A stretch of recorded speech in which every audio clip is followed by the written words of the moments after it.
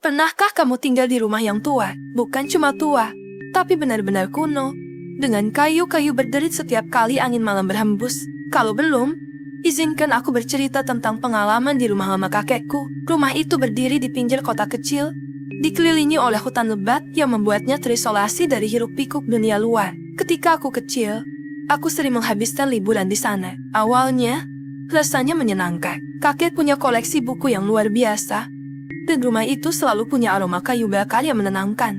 Tapi ada satu hal yang selalu membuatku tidak nyaman loteng. Loteng itu tidak seperti loteng pada umumnya. Pintu kayunya selalu terkunci rapat, dan kakek tidak pernah mengizinkan siapapun masuk. Aku pernah bertanya kenapa, dan kakek hanya menjawab dengan tatapan kosong. Di atas sana tidak ada apa-apa yang perlu kau lihat. Namun, namanya juga anak-anak. Rasa penasaran selalu lebih besar daripada rasa takut. Suatu malam, ketika aku sedang menginap sendirian di rumah itu, aku mendengar suara yang aneh. Suara itu seperti sesuatu yang sedang diseret di atas lantai kayu. Suara yang berat dan lambat, seolah-olah ada yang menyeret karung besar. Aku mencoba mengabaikannya, meyakinkan diri bahwa itu hanyalah suara kayu yang berderit karena angin. Tapi malam itu, suara itu terus terdengar. Lebih keras, lebih jelas. Akhirnya, rasa penasaran mengalahkan rasa takutku. Aku keluar dari kamar, berjalan perlahan melewati koridor yang gelap. Sumber suara itu sepertinya datang dari loteng. Di depan pintu loteng, aku berdiri terdiam, jantungku berdetak kencang. Suara itu berhenti, tapi saat aku hendak berbalik, sesuatu membuatku kaget. Pintu loteng terbuka sedikit, hanya cukup untuk melihat ke dalam. Aku menelan ludah, mencoba meyakinkan diri bahwa ini semua hanyalah imajinasi. Tapi saat aku melongokkan kepala untuk melihat ke dalam, aku merasakan udara dingin yang lembab menyergap wajahku. Loteng itu gelap gulita, kecuali sebuah cahaya kecil yang datang dari sudut ruangan. Aku tidak bisa melihat apa yang ada di sana, tapi aku bisa merasakan sesuatu, seperti ada mata yang mengawasiku dari dalam kegelapan. Dengan tangan yang gemetar, aku menyalakan senter kecil yang aku bawa. Cahayanya menembus gelap, memperlihatkan langit-langit kayu tua yang mulai lapuk.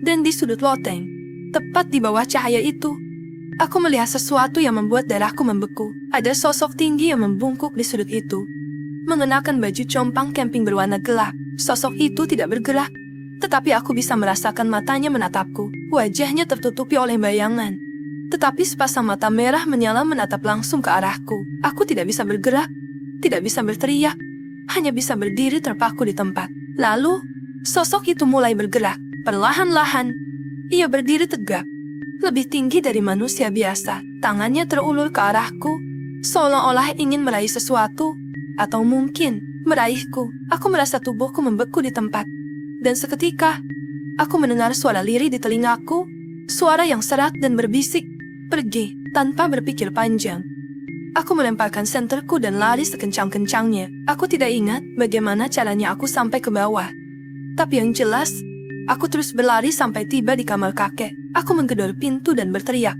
"Kakek, ada sesuatu di loteng." Kakek keluar, terlihat panik, tapi dia tidak bertanya apa-apa. Dia langsung menutup pintu loteng dan menguncinya kembali dengan cepat. Setelah itu, dia membawaku kembali ke kamar, memastikan aku baik-baik saja. Tapi malam itu, aku tidak bisa tidur. Setiap kali aku menutup mata, aku bisa melihat sosok itu dengan matanya yang merah menyala. Keesokan paginya, kakek akhirnya menceritakan sesuatu yang membuatku lebih takut. Dia berkata bahwa loteng itu pernah digunakan oleh nenek moyangnya untuk menyimpan sesuatu yang sangat berbahaya. Sesuatu yang seharusnya tidak pernah dibangunkan.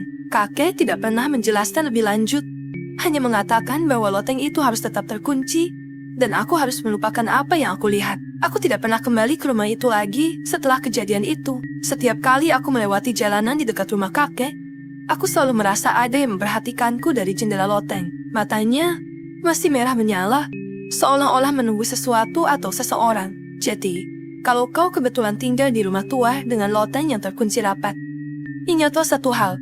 Ada alasan kenapa pintu itu terkunci, dan mungkin lebih baik kau tidak pernah mencoba membukanya.